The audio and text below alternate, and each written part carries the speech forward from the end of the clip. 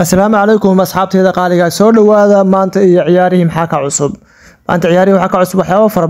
fara badan oo idin hayna waa inaad subscribe like share inta baad maxay nagu gaarsiisan meel fog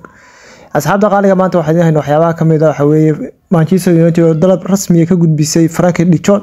iyo Barcelona jawaabta ay soo siisay Chelsea oo codsatay inuu Gallagher dib ugu soo laabto London iyo sababta ka dambaysa iyo waxaan leeyahay Alvarez oo ka digay Atletico Madrid waxaan kaloo leeyahay Manchester United oo tijaabada caafimaadka marsiisay Delight iyo Marsuri wararka iyo warar kale fara badan boo leeyahay asxaabta qaaliga soo dhawaada isku soo noqosho wanaagsan asxaabta qaaliga wararkii aan leeyahay waxa kamid ahaa Manchester United oo ka gudbisay dalab rasmi ah Frankie de Jong iyo Barcelona waxay kala kulmeen kadib markii Manchester United ay dhowr xilli ciyaareed la xiriirinay Frankie de Jong oo ay xitaa la heshiiyeen Barcelona laakiin isagu uu diiday dalabkaas Manchester United soo quudareynay inuu sii joogo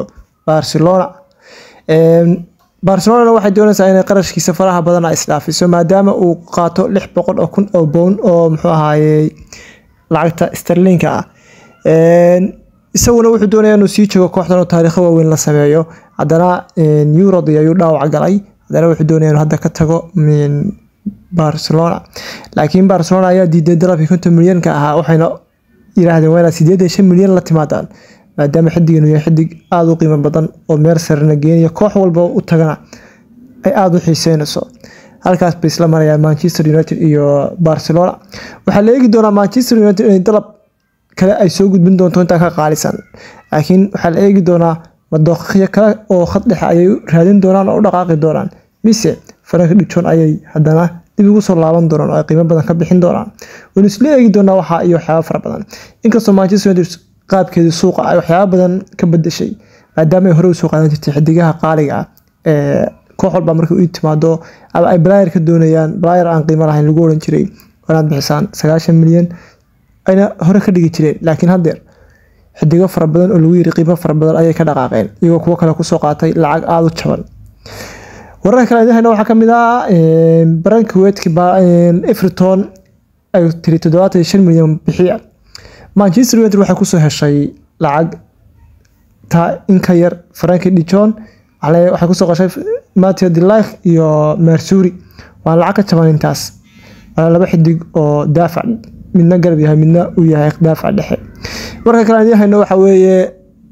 Alvarez oo ku digay kooxda Atletico Madrid wuxuuna si qiiro leh ula hadlay taageerayaashii Man City waxay idin mahadcelinayaa maadaama aad soo garab istaagteen meel fiican aad keenteen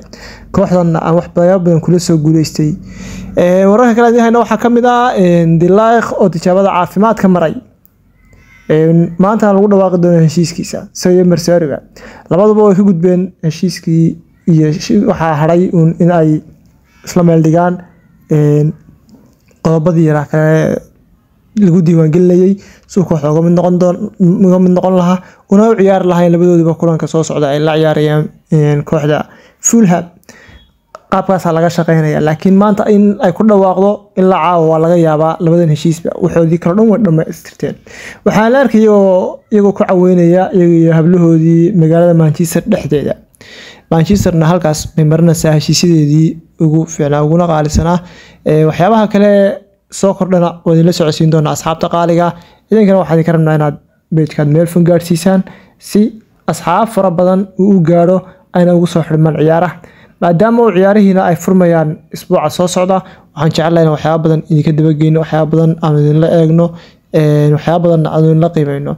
asxaabta qaaliga page-ka like share iyo subscribe ba inaad saartaan waa idin ka rabaa inaad meel fog sii gaarsiisaan waa idin ka rabaa idinka baan horumar ku gaari karnaa annaguna weerarkii ugu dambeeyay iyo waxyaabihii ugu dambeeyay dhanba waan idin la wadaagi doonaa asxaabteeda qaaliga waad mahadsantihiin salaamu alaykum